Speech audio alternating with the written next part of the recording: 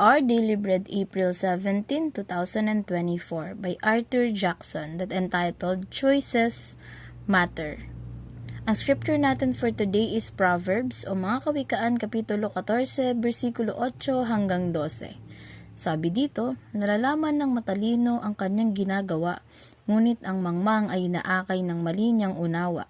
Kinukutya ng mga hangal ang handog na pambayad sa kasalanan, ngunit nalalasap ng matuwid ang mabuting kalooban.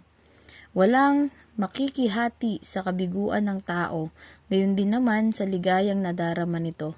Ang bahay ng masama ay sadyang mawawasak, ngunit ang tolda ng matuwid ay hindi babagsak.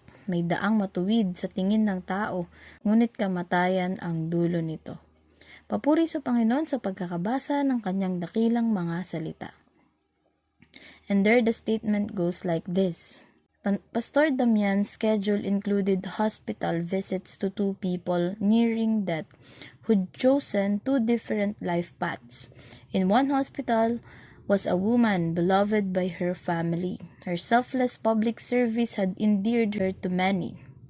Other believers in Jesus had gathered around her and worship, prayer, and hope filled the room. In another hospital, the relative of a member of a Pastor Damian's church was also dying. His hardened heart had led to a hard life, and his disheveled family lived in a wake of his poor decisions and misdeeds. The differences in the two atmospheres reflected the contrast in how each had lived. In Tagalog, sabi, si Pastor Damian daw ay nakaschedule na pumunta sa dalawang ospital na mayroong dalawang magkaibang pasyente. Nasabihin na nating nasa mga huling araw na ng kanilang buhay. Ang una ay isang babae na may magaan na atmosphere dahil kasama niya ang kanyang mapagmahal na pamilya. Ang kanyang pagiging hindi makasarili at tapat na paninilbihan sa kapwa ay hinangaan ng marami. By means, naging mabuti siyang impluwensya sa maraming tao. At dahil dito, sama-sama silang umawit, nanalangin at humingi ng pag-asa sa Panginoon. While sa kabilang ospital ay ang isang lalaking dahil sa kanyang mga poor decision making ay nagdulot ng pagkakabuklod-buklod ng kanyang pamilya. At ang dalawang tao daw na ito ay nagpapakita kung paano ginamit ng bawat isa ang kanilang kalakasan. Then it continued as, those who fail to consider where they are headed in life often find themselves stuck in uncomfortable, undesirable, and lonely places. Says in Proverbs 14:12, notes that there is a way that appears to be right, but in the end it leads to death. Young or old, sick or well, wealthy or impoverished, it's not too late to re-examine our path. Where will it lead? Does it honor God? Does it help or disrupt others? Is it the best path for a believer in Jesus?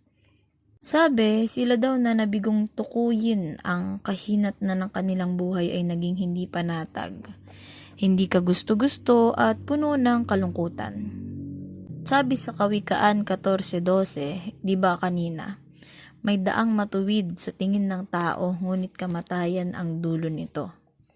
Kahit ano ka man, matanda, bata, malusog o may sakit, maalwan, may kaya, nahihirapan, hindi pa huli ang lahat. Self-evaluate, re-examine, optimize our paths. Kasi baka tayo ay nalilinlang na. Baka tayo ay nabubulagan lang. Does it honor God? Will God smile when I do this? When I do that? Choices do matter. And the God of heaven will help us make the best choices as we turn to Him through His Son, Jesus, who said, "Come to me, and I will give you rest." Well, I wanna share something. Naalala ko kasi yung service driver namin noong high school. He asked me kasi kung kailan daw ba maipapakita ang iyong kahalagahan. Is it the moment you were born or the moment you lay on your coffin? Sagot ko nun, the moment I was born. Kasi naging kahalagahan ako sa family ko nung natupad nila yung desire nila na magkaroon ng anak.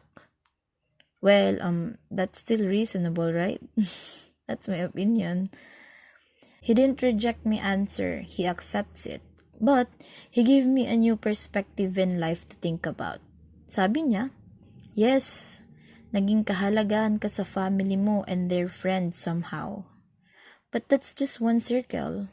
Doon lang daw umikot ang kahalagahan ko.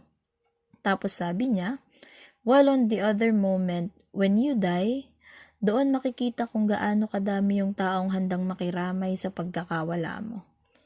Kung gaano ka naging maimpluwensya sa mga tao para pag-ukulan ka ng panahon kahit hindi ka na humihinga.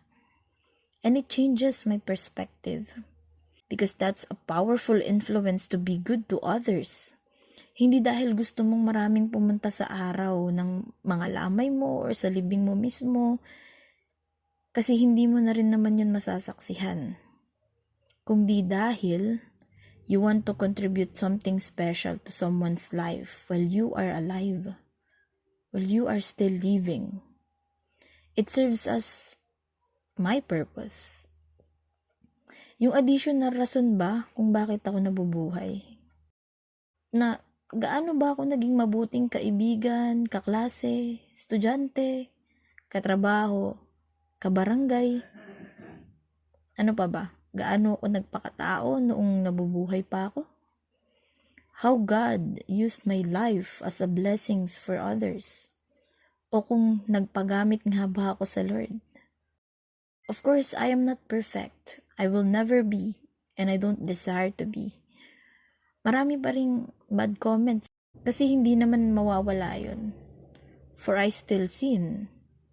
But I hope it will be immersed with a different perspective of me from others. Yes, I will no longer witness those numbers kung gaano nga ba talaga kadami. But other people will see. Other people will testify. They will be a living proof of my influence, my existence. And I am grateful. Jesus left a powerful influence to us. Kasi hanggang ngayon, kahit wala na siya sa flesh, his stories are still living and greatly spreading. I desire to leave a testimony for others too. Not as my own name, but how God used me as an empty vessel for His works. May we all evaluate ourselves and the path we are leading to in Christ Jesus. God bless everyone.